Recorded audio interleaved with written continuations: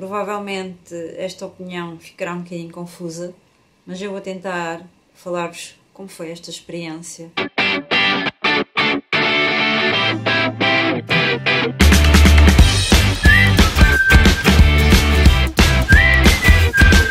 Olá, bem-vindo ao canal da Mulher que Ama Livros. Eu terminei de ler este livro e venho falar convosco sobre ele. Contar-vos umas pequenas histórias e o porquê desta história ter mexido tanto comigo. E quando terminei de ler este livro, eu chorei. Chorei. Não foi apenas uma lágrima ao canto do olho. Foi mesmo chorar. Isto já não acontecia há algum tempo com nenhum livro. Portanto, quando um livro mexe connosco desta forma, é natural que seja mencionado, seja partilhado. Significa que a história entrou cá dentro, nos fez reviver se calhar algumas emoções, recordações, memórias, não é? Que o nosso corpo reagiu desta forma. Portanto, foi uma experiência muito intensa. E o facto de nós dizermos, eu chorei com este livro, parece tão vago, não é? Tão vago. Mas não, é de facto a relação próxima que o leitor teve com a história. Como é que se relacionou? Foi mesmo muito intenso. Este foi o primeiro livro de João Reis que eu li. Chama-se A Avó e a Neve Russa. Eu andava a adiar a leitura deste livro já há muito tempo. Toda a gente falava super bem e tão bem. Toda a gente falava muito bem deste livro. E eu encostei-o na minha prateleira quando me foi oferecido por um amigo que não gostou. Então fiquei sempre muito meio desconfiada.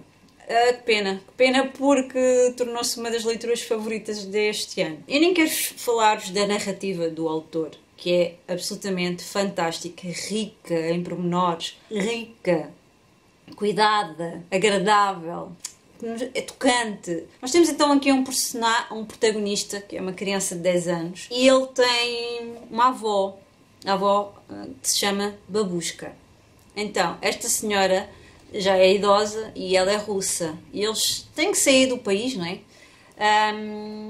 Eles foram viver para o Canadá. E pelos vistos nós temos uma mulher que sobreviveu a um desastre nuclear, Chernobyl. Então ela passou por essa situação onde perdeu pessoas muito queridas para si. E nós temos uma criança a olhar para a sua avó, a viver no mundo dos adultos e a deparar-se com situações de muito sofrimento, de uma enorme injustiça. E este menino, apesar de ser muito ingênuo, também é muito inteligente e se calhar percebe mais das pessoas ou compreende melhor as pessoas do que as pessoas pensam que ele compreende. E nós vamos acompanhando esta história destes dois. Nós temos então aqui as gerações que são bastante diferentes, o olhar que é bastante diferente, mas no fundo estão ligadas por sonhos, gerações ligadas por sonhos. Nós temos uma mulher que sonha ver a neve russa, ver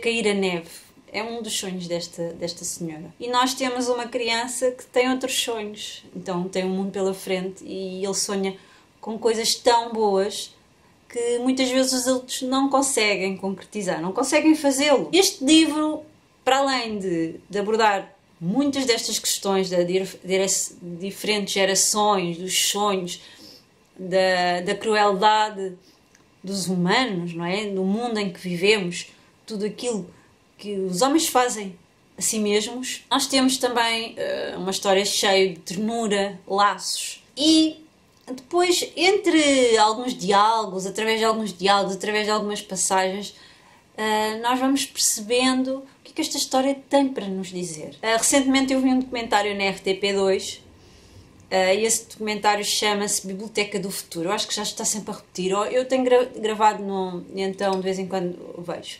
E esse documentário, existe lá uma pessoa que diz que as bibliotecas são uma espécie de utopia. Uma utopia porquê? Porque dentro de uma biblioteca as pessoas são todas iguais, não é? São todas iguais e têm acesso todas à mesma quantidade de informação e gratuitamente. E esta história também mostra muito a falta de oportunidades que muitas vezes as pessoas que nascem em determinada classe, ou porque têm um sangue diferente, ou porque têm uma religião diferente, ou porque têm crenças completamente diferentes e vivem noutro país, nasceram noutro país, tudo muda para elas e não têm as mesmas oportunidades que uma pessoa tem em determinado país, com determinada religião, etc. Então ele vai falar sobre estas diferenças e na injustiça que é, muitas vezes, na história do mundo, o facto das pessoas serem diferentes, como estão tão condenadas e como também a informação não lhes chega, como não têm tantas oportunidades. E muitas vezes as pessoas do seu alto intelecto, que tiveram muitas oportunidades, não conseguem ver o que os outros não obtiveram, não têm e menosprezam quem não tem, as diferenças. Porque é que não se respeitam todos, não é verdade? Esta história toca em assuntos muito interessantes, assim como o capitalismo, a multicultura, as diferenças entre os países. E há lá um momento que é tão lindo, em que ele conhece outro país, ele atravessa uma fronteira e ele diz: mas os pássaros cantam da mesma forma? O que há de diferente?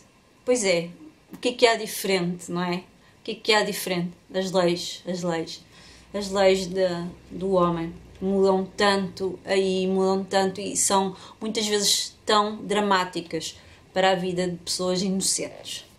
O meu sogro, ele nasceu em Portugal e o meu sogro nasceu em Portugal, houve uma altura da sua vida que partiu para Angola, em Angola construiu um negócio, assim que começaram a existir as guerras, ele teve que regressar para Portugal, trouxe com ele 2 filhos pequeninos, perdeu tudo o que tinha construído em Angola e teve que recomeçar do zero.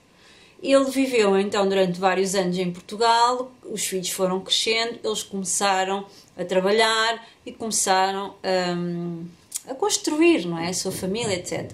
E as suas bases.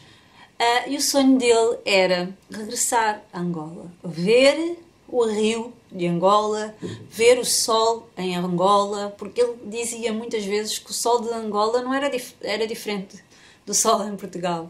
Ele dizia muitas vezes que o cheiro era diferente. Não, os pássaros cantam da mesma forma, mas para quem tem o sonho de rever as suas memórias de infância ou de momentos em que foi muito feliz, tudo se transforma.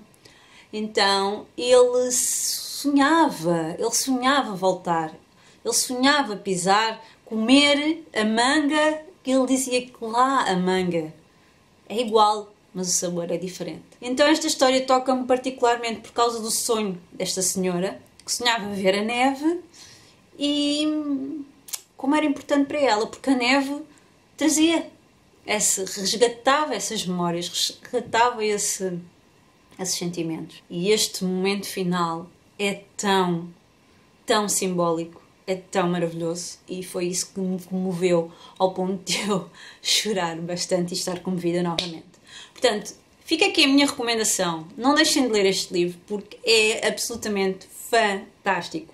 Eu não vos contei praticamente nada da história, portanto podem ficar descansados. Vocês não se vão arrepender de ler este livro e fico tão contente por saber que existem mais livros do autor, portanto vou comprar, sem dúvida, vou comprar. Que livro fantástico! Grande surpresa! Que grande surpresa! E já se transformou num dos favoritos deste ano, sem dúvida.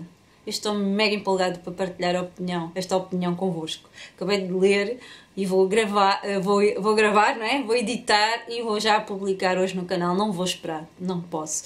Esta leitura é... Vocês precisam de ler, a sério, precisam. Se tiverem na vossa estante este livro, assim como eu tinha durante cerca de 2 anos, não esperem mais, vocês vão adorar. E depois digam-me nos comentários se já leram, se gostaram e se estão a pensar ler ou não. Beijinhos, até o próximo vídeo.